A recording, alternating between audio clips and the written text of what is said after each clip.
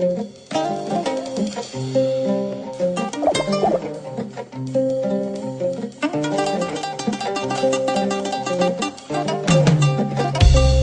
et déjà dire merci à M. Touga Béné, parce que lorsqu'il m'a approché en 2015 pour me présenter Thébateur, d'office, on pourrait croire que c'est quelque chose qui est, quand on entend le thé, c'est toujours avec des mots pas très bons qui les accompagnent. Justement. Si on veut dire, on pense que les jeunes passent leur temps à gaspiller leur temps à boire le thé. Mais là, on boit le thé en s'éduquant. Et pourquoi le débat? Le débat est important. La jeunesse, c'est le fer de lance de toute société. On a parlé tantôt, j'ai entendu dans un de vos, hier, la dernière émission, que les gens ne sont pas sortis voter. Les gens ne sont pas sortis voter, pourquoi? Parce qu'il n'y a peut-être pas d'éducation.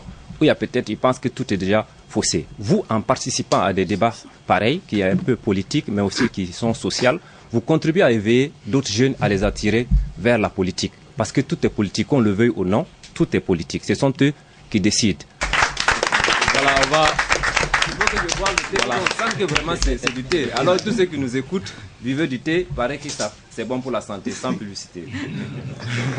Bien envie d'entrer dans le vif du sujet. Je tiens déjà à remercier le directeur de la Radio Nationale du Burkina Faso qui nous a accueillis. Et comme il a dit, lorsqu'on a frappé à sa porte, il n'a pas discuté, n'a pas hésité. Il a dit qu'il était prêt à nous accompagner parce qu'il trouvait l'initiative juste. Également, je tiens à me remercier par la voix de Leïla ici, l'ambassade des États-Unis qui nous accompagne également sur ce projet parce que c'est l'un des partenaires qui a cru en nous, qui a décidé de nous accompagner parce qu'ils estiment qu'on investit, c'est vrai, souvent dans la jeunesse, dans les débats, mais pas forcément parce qu'on peut gagner de l'argent en retour. Et j'aimerais lancer aussi un appel à tous ceux qui estiment que la jeunesse a une place à jouer dans le renforcement de la démocratie, qu'il faut soutenir des initiatives de débat, pas forcément le nôtre, mais des initiatives de débat et de culture générale. Déjà, c'est pour dire que lorsque nous avons créé le Thébateur en 2013 à Bobo-Dioulasso, nous étions mus par deux idées. D'abord, la première idée, c'était que nous voulions qu'on déconstruise un ensemble de perceptions négatives que les gens avaient sur les jeunes, notamment les jeunes qui font les débats. On arrive à Bobo-Dioulasso et un peu partout dans la sous-région, les jeunes aiment se retrouver autour du grain de thé pour échanger et partager leurs préoccupations. Malheureusement, parce que souvent on n'arrive pas à mieux canaliser, mieux organiser, on estime que les jeunes paraissent et ils font rien autour du thé, que c'est des paresseux. Nous, on a estimé qu'on peut récupérer cet espace de grain de thé et en faire un espace de débat constructif pour permettre à la jeunesse de participer véritablement à ce débat et au renforcement de la démocratie. C'est pour cela que nous avons dit nous allons créer des thé-batteurs, c'est-à-dire des débatteurs autour du thé. Cette année, la compétition internationale, c'est-à-dire elle associe la Côte d'Ivoire, parce que là également, on veut participer aussi à une forme de déconstruction. Nous sommes pour l'intégration et pour l'unité africaine. Nous estimons que tant qu'on ne va pas briser les frontières qui existent entre les pays, nous n'allons pas pouvoir être à l'aise. Vous voyez, quand on déstabilise les pays, c'est soit un pays voisin qui déstabilise l'autre, parce qu'on n'a pas le sentiment d'avoir une mission commune. Donc nous estimons que l'intégration culturelle entre la Côte d'Ivoire et le Burkina Faso peut permettre d'avoir une forme de stabilité politique. Et c'est cela justement le thème international. Et à cet effet, les Ivoiriens ont participé à la compétition puisque j'y étais. L'université Félix Houphouët-Boigny de Cocody a été qualifiée. Elle viendra justement à Bobo-Dioulasso pour la finale internationale le 1er juillet. On a le lycée municipal de Port-Boué qui a été qualifié pour les lycées à Abidjan, qui viendra également pour la finale du 1er juillet à Bobo-Dioulasso. Et à l'issue de cette compétition, les étudiants qui vont remporter vont affronter les universités de l'université Félix Houphouët-Boigny et les élèves également vont remporter.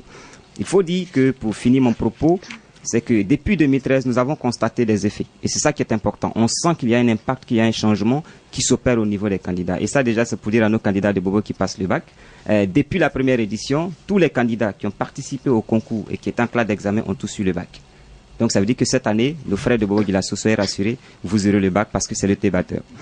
Et en plus de ça également, on sent le leadership au niveau de la jeunesse. L'année dernière, Néa Pema, qui était le second à Bobo-Dioulasso, qui est là aujourd'hui, on l'a inclus dans l'organisation cette année pour plus l'impliquer. Et il a eu le premier prix à un autre concours à Ouaga, ça fait 10 minutes pour convaincre. Boris, qui a eu le premier prix à Bobo-Dioulasso des étudiants. Après, il a eu un prix parce qu'il a été invité à Bamako pour un débat oratoire. Il a eu un troisième prix. Il a été invité également à un autre débat à Dédougou. Il a eu le premier prix. Esther, qui était une élève, aujourd'hui, après le Thébateur, elle a créé une association. Elle est très active à Bobo-Dioulasso. Elle dit qu'elle le doit également à ce concours. On peut citer vraiment tous les effets, l'impact réel dans la transformation des jeunes et dans le leadership au niveau de la jeunesse.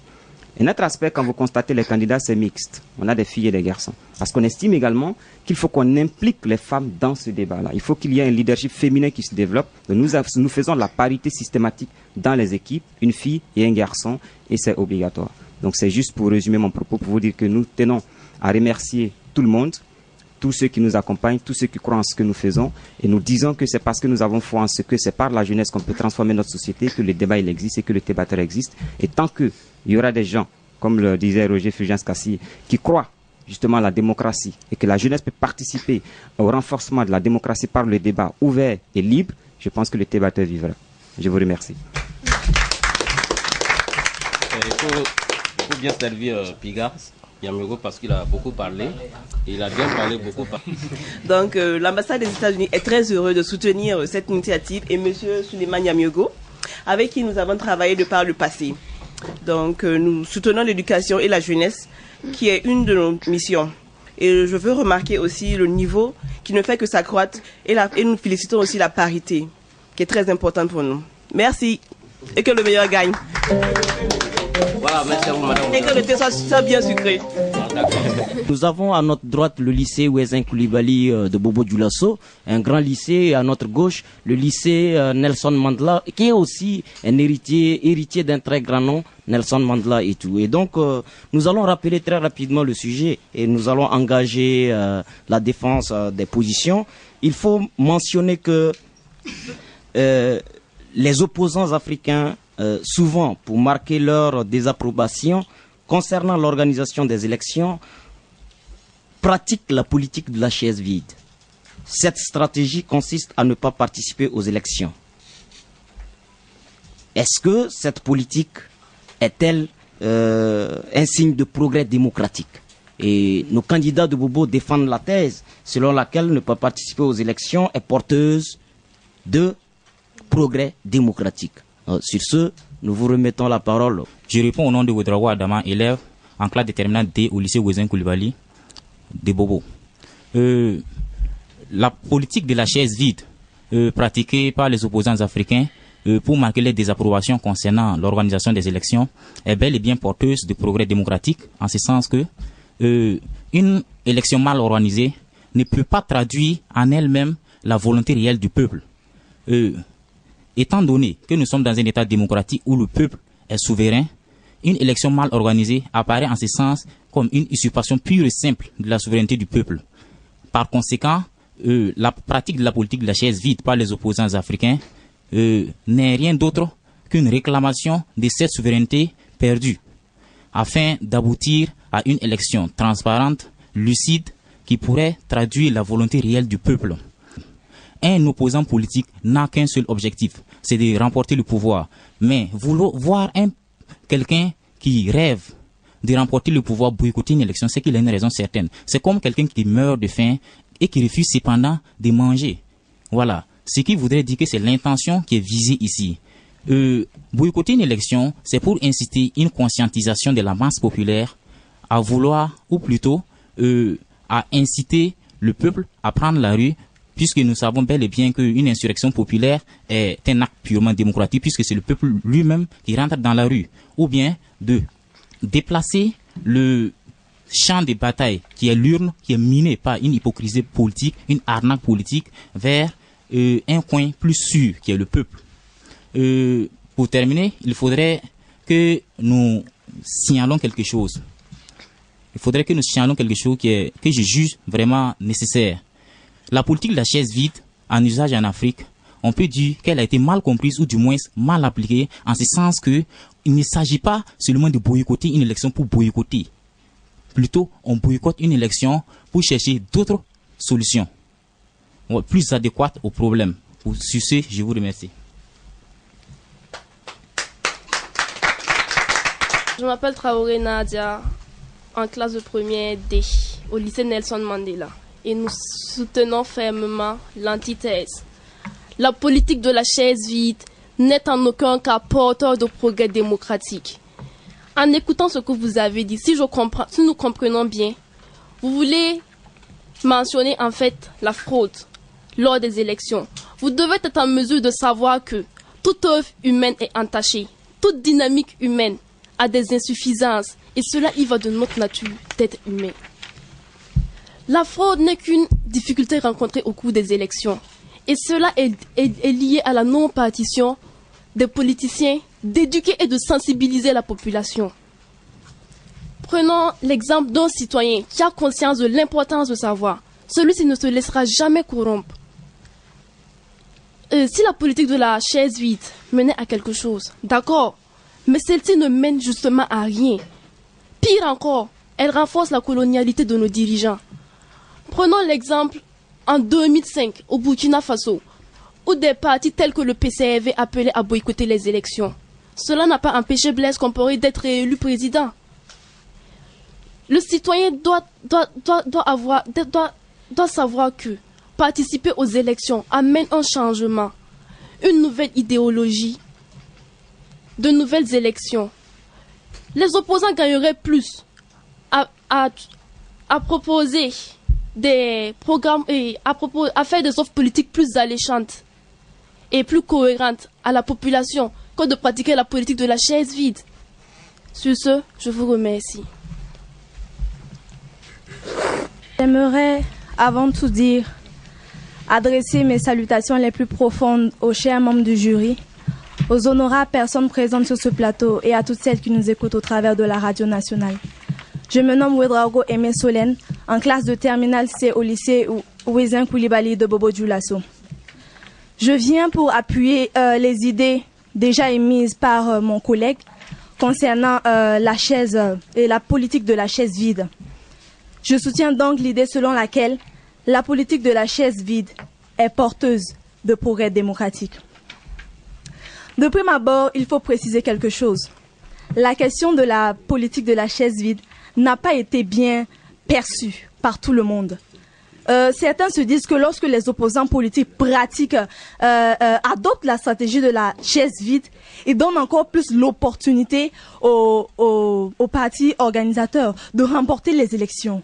Mais ce que vous avez oublié, c'est que ces opposants-là, lorsqu'ils adoptent cette stratégie-là, ne vont pas s'asseoir calmement à la maison, attendre gaiement que le parti organisateur gagne. Au contraire, lorsqu'ils décident de ne pas participer à des élections qu'ils désapprouvent, qu'ils jugent non équiprobables, ils décident de ne pas y participer en petit 1 et en petit 2. Ils essaient de faire émerger des solutions. Et c'est ça la démocratie. Parce que les opposants politiques font preuve d'une maturité politique. Et c'est cette haute culture politique-là, cette aptitude à dire non, cette décision de ne pas laisser le parti au pouvoir mener son jeu, c'est ce refus de ne pas se laisser contraindre qui est la vraie démocratie. En second lieu, il faut dire que préconiser la participation des opposants politiques aux élections, à des élections qu'ils jugent peu louables, est la meilleure manière d'étouffer la démocratie et de conduire même à une dictature. Car étant en train de laisser passer des actes considérés douteuses, nous serons bien vite confrontés à une triste réalité. Une liberté d'expression lésée et un État qui impose et à qui nul ne s'oppose. C'est l'exemple du Cameroun, où les opposants ont perdu leur dynamisme. On les voit pour la plupart du temps qui sont derrière le parti au pouvoir. On ne sent pas de démocratie. Ils appuient tout ce que le parti au pouvoir décide. Ils appuient. Est-ce que c'est cela que vous appelez la démocratie? Est-ce que c'est cela que vous appelez la démocratie, s'il vous plaît? Enfin, j'aimerais dire tout simplement que il y a une question qui reste pertinente. À quoi bon participer à une élection que l'on juge déjà prédéterminée, dont on estime connaître la finalité, dont on estime connaître la finitude, alors qu'il y a une autre voie d'expression? Qu'arriverait-il si les opposants politiques s'alignaient gentiment derrière le parti au pouvoir en file indienne, pour ne pas dire ensuite arithmétique, c'est-à-dire ensuite arithmétique, même je dois dire décroissante, parce qu'ils n'ont point de mots à dire? Est-ce que c'est cela la démocratie? La démocratie, ce n'est pas un état de la population. La démocratie, c'est le fait de pouvoir démontrer au niveau de chaque individu de démontrer au niveau de chaque individu la liberté d'émettre des contraintes, la liberté de s'exprimer et d'exprimer son mécontentement. C'est ça la vraie démocratie. Et il faut dire qu'avant de juger la politique de la chaise vide, il faut l'étudier selon tous ses contours et ses pourtours avant de pouvoir la qualifier de porteuse ou de non porteuse. En tout cas, pour notre part, nous en sommes sûrs, la politique de la chaise vide est un moyen d'expression, est un moyen de liberté, donc démocratique et porteur de progrès démocratique. Je vous remercie pour la parole. Oui, le thé pour soupirer. Beaucoup. La politique de la chaise vide n'a jamais été une politique porteur de fruits quant à la prise de décision ni dans l'organisation d'une élection politique. En se résignant de participer aux élections, les opposants africains laissent libre chemin aux personnes qui qualifieraient entre griffes de fraudeurs, ainsi d'accomplir leur magouille et de faire perdurer le régime en place et sur ce condamner le peuple. Exemple ici au Burkina Faso. Excusez-moi, exemple en Côte d'Ivoire, où le parti FPI de l'ancien président Laurent Gbagbo s'est retiré de l'élection passée. C'est pas ça qui a empêché la réélection pour son deuxième mandat du président Alassane Dramane Ouattara. Le vote est l'unique rendez-vous quinquennal auquel tous les partis opposants de la majorité ou de la mouvance se livrent un combat d'idées et de programmes de société. Boycotter cette élection revient à abandonner, à jeter les armes. Les opposants gagneraient à aller aux élections, se donner les moyens dans leur politique et leur sensibilisation, faire changer la donne et sur cette lancée exiger des moyens nets et limpides dans le processus électoral dont je peux citer la biométrie. Nos opposants africains doivent aussi essayer de centrer leur politique et leur sensibilisation sur la population que j'appellerais population abstenue ou population non votant mais en âge de voter. Car tenez-vous bien qu'au Burkina Faso, sur un potentiel électoral de plus de 8 millions de votants, il n'y a que plus de 3/4 de cette population se retrouve population abstenue, c'est-à-dire non votant. Nos opposants africains doivent aussi sensibiliser et éduquer la population sur le phénomène d'achat de conscience. Car après tout, sur cette terre, si nous trouvons toujours des hommes dignes, droits et honnêtes, nous en trouverons toujours des malhonnêtes et inconscients. Sur ce, la sensibilisation doit se faire d'une façon sérieuse et honnête. Pas de fausses promesses, car la population s'est déjà fixé un portrait robot sur la face de tous les politiciens, à savoir toujours de belles promesses et peu d'agissements. Ensuite, les politiciens gagneraient à investir conséquemment dans leur politique, car après tout, ce sont les aléas de la politique. En fin de mot, je dirais que la politique de la chaise vide est une politique périmée, à abolir des esprits de nos opposants africains. C'est une politique qui n'apporte pas de fruits. Aussi, je voudrais dire que les opposants africains gagneraient à aller aux élections, se donner les moyens dans leur politique et leur sensibilisation et faire changer la donne. C'est ça une décision porteuse de progrès démocratique dans un pays. Je vous remercie. Ok. Voilà qui met fin à cette première phase de compétition. Le lycée opposant le lycée Nelson Mandela au lycée Ouezin Coulibaly venu de Bobo du Lasso, 360 km, c'est pas petit.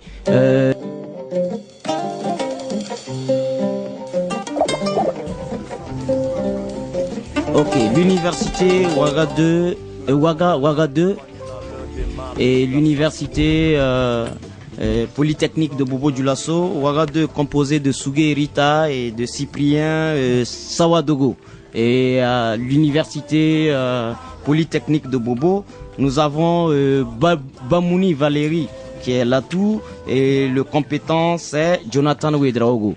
Voilà, qui sont à notre gauche, tous bien habillés ce matin, il faut le mentionner. Cyprien est badé dans son t-shirt thé batteur.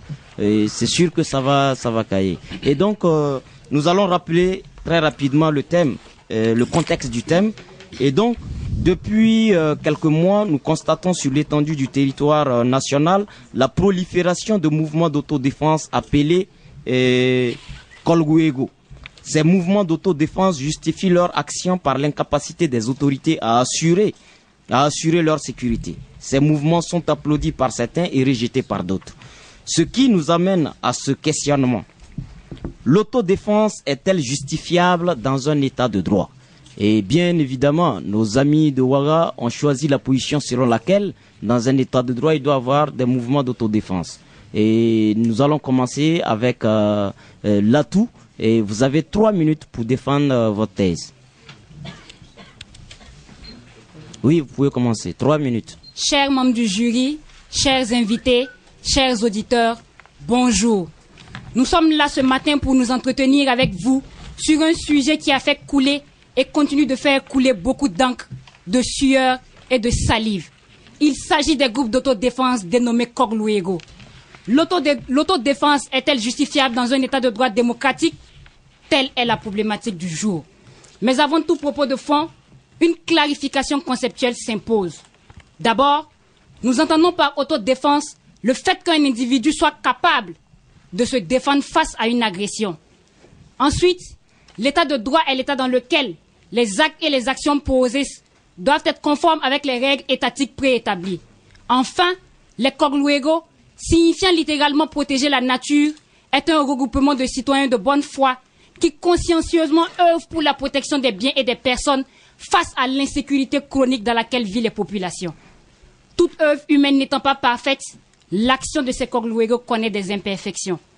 D'aucuns parleront de dérives, de bavures, de violations de droits de l'homme, mais cela ne saurait être une raison pour les rejeter. Nous les accueillons à bras ouverts car pour nous, il ne faut pas jeter le bébé avec l'eau du bain. Nous soutenons vivement les Kogluego premièrement parce que les Kogluego comblent un vide sécuritaire face à l'incapacité notoire des forces de défense et de sécurité à assurer la sécurité des personnes et des biens, surtout dans les contrées les plus reculées du Burkina. En effet, les paysans sont victimes de vols, de braquages. La délinquance va crescendo, plongeant les populations dans la stupeur. À titre illustratif, plus de 400 attaques à main ont été recensées au plan national en 2015, dont plus de la moitié se sont perpétrées dans la région de l'Est. Dans cette situation d'insécurité chronique, l'État qui est censé protéger les populations brille par son absence. Donc, si des paysans, face à l'absence de l'État, décident de prendre en charge leur propre sécurité, c'est alors de bonne guerre, pouvait-on lire dans l'éditorial du journal La Rupture du 26 mars 2016. Deuxièmement, la présence des Kogluego traduit la faillite du système judiciaire. En effet, les populations font face à un système judiciaire incapable de rendre justice à la veuve et à l'orphelin. Les grands bandits qui sont parfois capturés avec l'appui des populations sont souvent relâchés sans autre forme de procès et reviennent narguer, voire abattre en toute impunité des représailles contre ceux qui les ont dénoncés. Cette situation crée une crise de confiance entre le justiciable et la justice et développe ainsi au sein des populations la justice privée. C'est la raison pour laquelle Apollinaire Keilem de Tembila, docteur en droit et avocat, déclarait que si le système judiciaire avait été à la hauteur, les Kogluego n'auraient pas vu le jour. Il ne faut donc pas jeter la pierre aux Kogluego, mais plutôt dénoncer l'incapacité notoire du système judiciaire à rendre justice. Nous vous remercions. De Bobo Dioulasso, Latou, qu'est-ce que vous pensez de ça? Est-ce que dans un état de droit, c'est juste d'avoir des Kogluego? Merci. Avant tout propos liminaire, nous adressons nos vives salutations aux illustres personnalités et aux membres du jury ici présents. Je me nomme Bamouni Valérie, étudiante en 2e année de droit à l'Université Polytechnique de Bobo. Pour expliciter la question, il convient de préciser que l'histoire de notre pays a été ponctuée par des mutations qui l'ont soumis à des crises incongrues. En particulier, celle des Kogluego, qui prétendent faire justice, une justice que nous percevons comme anarchique, en ce sens que nous percevons cette idéologie comme une rébellion en germe, un secret de polichinelle, consubstantiellement fondé sur des aspirations régionalistes, confessionnalistes ou encore politiques, visant ainsi à déstabiliser la démocratie au Burkina Faso. Et ce faisant, d'un point de vue juridique et légaliste, cela s'assimile ou encore s'apparente à une forme de défiance aux lois en vigueur, à la puissance de la souveraineté étatique, à la crédibilité même du pouvoir judiciaire, ainsi qu'au corps des forces armées, susceptible même de conduire à des dissensions, à des litiges sociaux paranoïques ou encore à des actes terroristes Et en guise d'exemplification, nous mettons en vue, à titre principal, les groupes djihadistes, les chiites, les sunnites, les mahorabites, qui autrefois étaient considérés comme des groupes d'autodéfense. Aujourd'hui, ça donne à des actes de vantardisme et d'incivisme terroristique à travers le monde. Retenons donc que l'État burkinabé, pour extrapoler, doit recingler le système sécuritaire burkinabé en busant toutefois toute quelconque formation d'autodéfense extrémiste visant à déstabiliser la cohésion sociale. Ainsi disait un adage, on ne peut pas empêcher les oiseaux du désordre voler sur notre tête, mais on peut les empêcher de faire leur nid dans nos cheveux. Sur ce, merci pour votre attention. Merci pour cette intervention. Chers membres du jury, chers auditeurs, chers invités, bonjour. C'est sans altermoiement ni louvoiement que nous soutenons vivement le groupe d'autodéfense appelé Korlwego. Mais avant tout propos de fond, un préliminaire juridique s'impose sur la notion d'autodéfense et d'état de droit. L'état de droit ne s'oppose en aucun cas à ce que les citoyens puissent s'autodéfendre. En effet, la Cour suprême américaine, dans le célèbre arrêt District of Columbia contre Heller, avait considéré que l'autodéfense était un élément central du droit. Voilà pourquoi des États de droit, plus droits que le nôtre, autorisent les citoyens à s'autodéfendre et même à posséder des armes. Je fais allusion aux États-Unis, je fais allusion à l'article 2 de la Constitution américaine. Aussi, en droit, il y a ce qu'on appelle la théorie des fonctionnaires de fait, qui signifie que tout individu peut suppléer l'État lorsque celui-ci est dans l'incapacité d'assumer son rôle régalien. Voilà pourquoi le professeur Laurent Bado, enseignant de droit à la retraite, pense que la théorie des fonctionnaires de fait justifie la légalité de ces structures d'autodéfense en droit. Donc, tout argument consistant à dire que le groupe d'autodéfense n'ont pas droit de citer dans un état de droit est un argument stérile, ridicule et fébrile. Nous soutenons vivement le groupe d'autodéfense appelé Korlwego parce qu'il constitue un atout considérable dans la prévention et dans la lutte contre l'insécurité. Étant proche des populations et étant dans les zones les plus reculées, ceux-ci maîtrisent mieux que quiconque leur environnement et peuvent de ce fait servir de façon fiable aux forces de défense et de sécurité, surtout dans le domaine de renseignement, dans la question sécuritaire. Donc l'argument qui consiste à dire que la sécurité fait partie du domaine réservé de l'État et que les citoyens ne peuvent y participer est un argument fallacieux et infécond.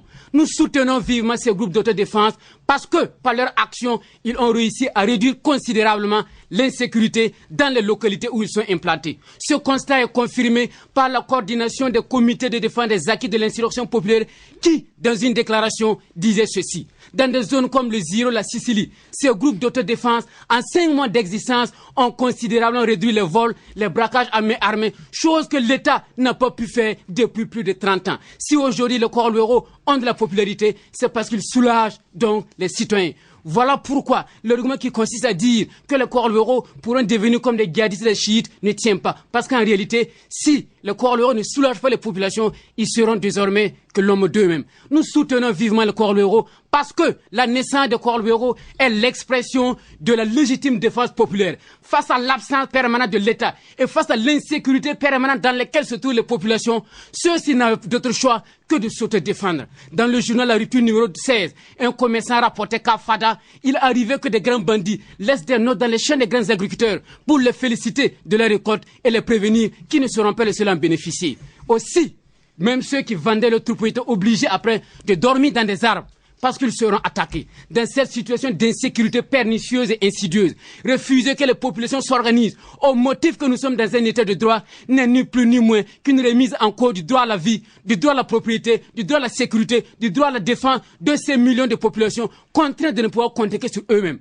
Nous soutenons vivement le Korlwego en tant qu'initiative populaire visant à prendre en charge leur sécurité. Mais cela ne voudrait pas dire que nous soutenons les dérives constatées ça et là. Voilà pourquoi la nécessité de les organiser, de les encadrer s'impose. Du reste, un avisé du milieu judiciaire disait ceci. Je parle d'Apollinaire Kerem de Tembela, docteur en droit et avocat. Il disait, je cite, « Les Korlwego font moins de mal que la justice classique.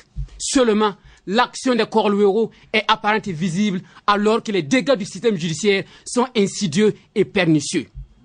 Vive le corps louéraux, mesdames et messieurs, je vous remercie.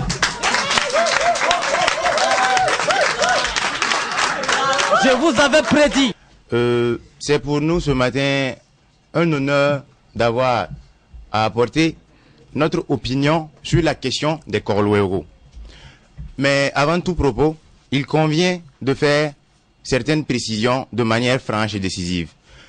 Alors, l'histoire des corps louéraux est une histoire qui existait bien avant la naissance de l'état de droit. L'autodéfense, dans son principe, n'est pas à exclure. Cependant, ce que nous abhorrons, ce que nous conspuons, c'est le fait que les corps louéraux ne sont pas des organisations qui répondent aux normes légitimes et légales d'un état de droit démocratique. Mon camarade a très bien souligné que la Constitution américaine, et non pas en son article 2, mais c'est plutôt les 10 premiers amendements de la Constitution américaine, Bills of Rights, en 1791, sous l'impulsion du président américain Thomas Jefferson, dans son article 2, précise que la milice doit être organisée et doit répondre aux conditions et lois en vigueur de l'État. Cela suppose que nul n'est au-dessus de la loi. Alors les corps louéraux doivent aussi respecter les normes juridiques en vigueur dans un État de droit démocratique. L'état de droit démocratique est consubstantiel à la notion de respect de loi en vigueur. J'ai ici envie de paraphraser Aristote dans Éthique à Nicomaque qui disait que la liberté n'existe que lorsque l'homme, lui aussi, est lié par la loi. Cela veut dire que les corps louéraux ne sont pas des organisations qui doivent être au-dessus de la loi. Alors, le droit burkinabé sur cette question est univoque et sans ambivalence. Les corps louéraux ne sont rien d'autre que des ovnis, des objets volants non identifiés dans l'espace politico-juridique de notre État. Ce sont juste des organisations sui generis, c'est-à-dire inclassables. Et donc, il convient de préciser que l'épée de Damoclès, ou du moins dans le contexte présent, les machettes de Damoclès, vu qu'on parle de corps louéraux, planent au-dessus de l'harmonie institutionnelle, de l'harmonie sociale même, des institutions de notre État. Si nous voulons, les êtres humains, à un moment donné de leur existence, ont décidé d'un commun accord de quitter l'état de nature primitif, l'état de nature où l'homme est un loup pour l'homme, pour adopter des lois en vigueur qui doivent être respectées. Alors, nous pensons que un état de droit, aussi imparfait soit-il, vaut bien mieux qu'une anarchie parfaite. Et les corps louéraux, à n'en pas douter, refutent en bloc l'idée de respect des lois en vigueur. À ce titre, nous avons envie de citer la loi numéro 064-CNT qui a modifié au préalable la loi 10-2012. La loi 010, pardon, de décembre 1992 ADP qui portait liberté d'association au Burkina Faso et qui préconise le fait que les associations doivent répondre aux normes et lois en vigueur au sein de notre État.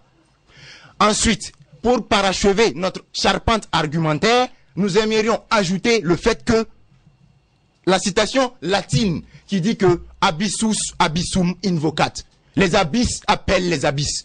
Alors, les corps louéraux ne feront que appeler plus d'insécurité, étant donné que nous sommes dans un contexte de terrorisme, un contexte où il y a le djihadisme et les corps louéraux peuvent donc être déformés par le prisme de la haine, le prisme de la vengeance, de la vendetta. Et alors, ce ne serait que, en ce sens, des organisations illégales, illicites et immorales.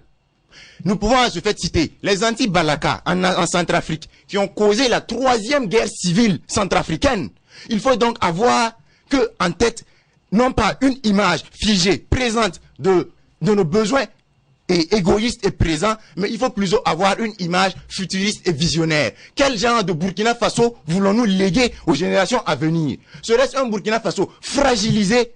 Un Burkina Faso caractérisé par une scission au sein de la société entre ses fils et filles, laquelle scission a déjà été constatée au niveau le jeudi 12 mai 2016 à Gaïri, où des pro-Korologo et des contre-Korologo se sont affrontés. Sur ce, je vous remercie. Ouais, il faut vraiment applaudir pour tout le monde.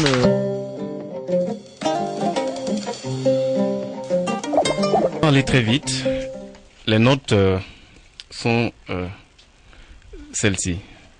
Pour les élèves, lycée Ouezin Koulibaly, ils ont eu une moyenne de 7 sur 10. Et le lycée Nelson Mandela, une moyenne de 6,06 sur 10. Donc, ce qui gagne, c'est bien le lycée Ouezin Koulibaly avec 7 sur 10. Ensuite, pour les universités, l'université polytechnique Bobo Dioulasso a 6,75 sur 10 et l'université Ouaga 2, 7,68 sur 10. Donc c'est bien l'université Ouaga 2 qui a gagné. Voilà. Ok.